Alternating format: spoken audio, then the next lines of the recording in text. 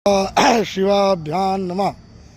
एक राजेश पांडे के द्वारा एक प्रश्न आया है उन्होंने पूछा है कि आजकल के जो कथावाचक हैं अपने को बहुत बड़ा भी मानते हैं, लेकिन नया सुनाने के चक्कर में सुनाते हैं कि ये लंकापुरी शिव जी की थी और शिव जी ने रावण को पूजा कराने के लिए बुलाया था और रावण ने दक्षिणा मांग दिया लंकापुरी, तो लंकापुरी रावण को शिव जी ने दे दिया। लेकिन ऐसी बात नहीं है। और सही क्या है तो मैं वाल्मीकि रामायण के अनुसार बताता हूँ कि ये जो पहले कुबेर को, पहले तो यहाँ ये राक्षस लोग रहते थे, पुराने राक्षस, जिनको अगस्त जी ने बताया है राम जी को कि पहले प्रजापति के पुत्र जो हुए हेती प्रहेती, दो भाई थे।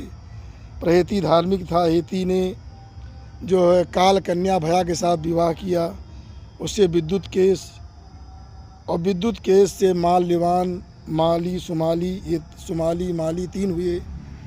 और सुमाली की कन्या जो है कैकसी से जब विश्वश्रवा के पास गई तो इनके द्वारा ये रावण, कुंभकर्ण, विभीषण आदि ये राक्षस पैदा हुए।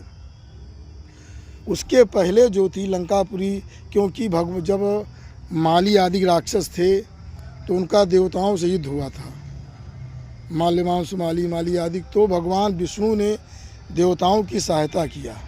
इससे क्या हुआ, सारे राक्षसों को मार भगाया, बहुत सारे राक्षस मारे गए और लंका से भागकर पाताल लोक में चले गए। लंकापुरी खाली पड़ी थी। तो विश्वश्रवा ने अपने ज्येष्ठ पुत्र कुबेर से कहा कि जाओ तुम लंकापुरी में निवास करो, वहाँ अपना राजधानी बसा करके रहो। तो कुबेर, लंकापुरी कुबेर की हो गई थी, कुबेर यहाँ शासन कर रहे थे। उसके बाद जब रावण आदि तपस्या से परिपूर्ण हो गए, शक्तिशाली हो गए, तो उन्होंने कुबेर के पास दूत भेजा, कहा नगरी राक्षसों की है, इसे छोड़ दो।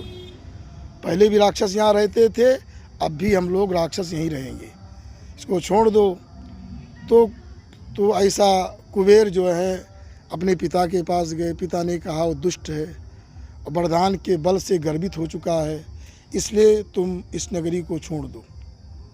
तो कैलाश पर चले गए, अलकापुरी नगरी बसा लिए कुबेर जी, और ये रावण यहाँ रहने लगा, ये राक्षसों की नगरी।